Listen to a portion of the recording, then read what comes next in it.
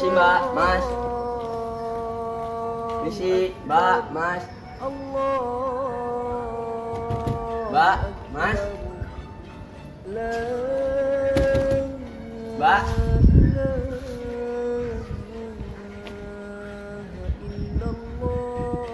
Ya, ada apa ya, Pak? Misi mbak, mbak sedang melakukan ibadah ya? Mbak tahu kan, warga sini tuh sedang melakukan hari raya Idul Fitri. Bisa kasih mbak, suaranya dikecilin sedikit, bukannya gimana-gimana.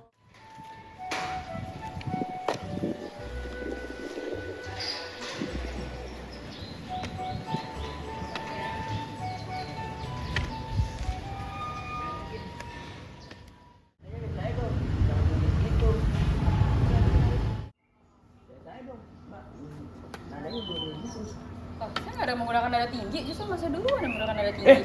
Sudah, cukup. Kalian berdua. Kalian ini, saya kecewa melihat kalian berdua. Mbah, maaf, mbahnya siapa ya? Iya mbak, ini siapa ya? Untuk urusan kami berdua aja. Siapa saya itu tidak penting. Yang pastinya, kalian anak-anak muda ini harusnya bisa menikmati kebebasan yang kalian punya di masa sekarang.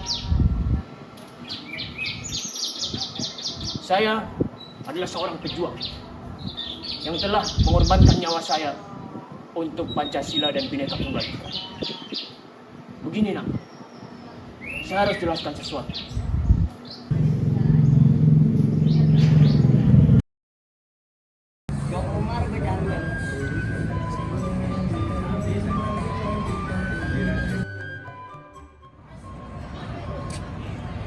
Kenapa kau diam gitu?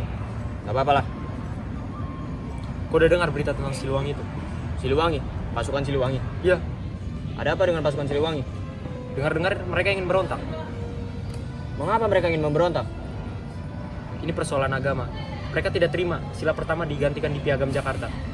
Lalu, bagaimana dengan perjuangan kita selama ini untuk negeri ini? Kita harus tetap amanat dalam menjaga persatuan negeri ini.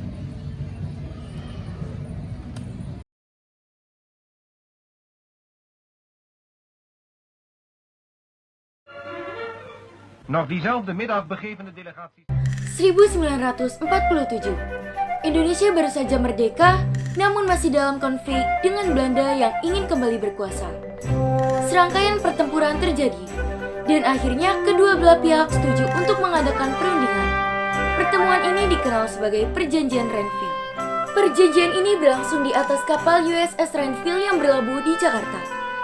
Delegasi Indonesia dipimpin oleh Amir Syarifuddin, sementara delegasi Belanda dipimpin oleh Raden Abdul Qadir Widjojo Atmojo. Namun, perjanjian ini menimbulkan kekecewaan di kalangan rakyat Indonesia dan banyak tokoh perjuangan. Mereka menganggap perjuangan ini sebagai bentuk kompromi yang merugikan perjuangan kemerdekaan Indonesia. Konflik pun terus berlanjut hingga akhirnya berakhir dengan konferensi Meja Bundar pada tahun 1949 yang mengakui kedaulatan Indonesia secara penuh. Di tengah kekacauan dan ketidakpastiannya pasca perjanjian Renville, datanglah penjajah baru, Jepang. Jepang berusaha mendapatkan dukungan rakyat Indonesia dengan menjanjikan kemerdekaannya, namun dengan syarat bahwa Indonesia harus memiliki dasar negara yang jelas.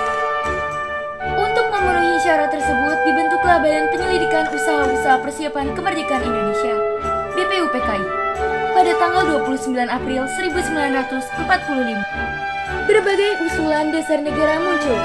Salah satunya ialah negara Islam Indonesia. Melalui wakil-wakil Islam, Kartosuwiryo mengusulkan dasar negara yang memberlakukan syariat Islam. Hal ini menyebabkan lahirnya Piagam Jakarta. Piagam ini mengandung 5 sila yang menjadi bagian dari ideologi Pancasila. Tetapi pada sila pertama juga tercantum frasa dengan kewajiban menjalankan syariat Islam bagi pemeluk-pemeluknya.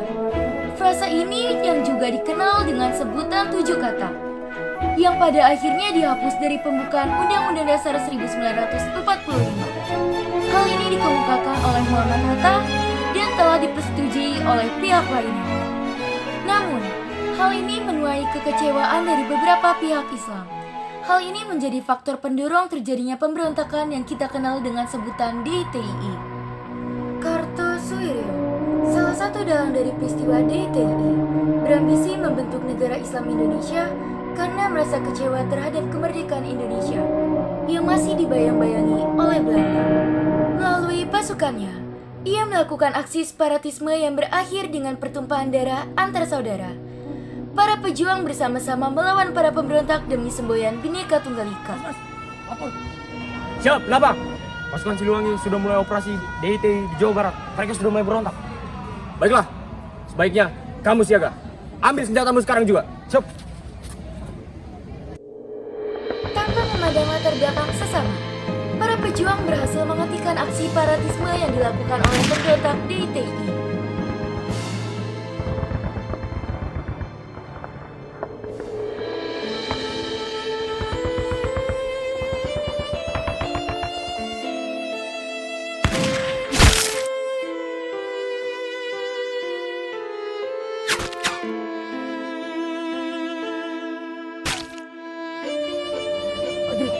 Bangun prajurit.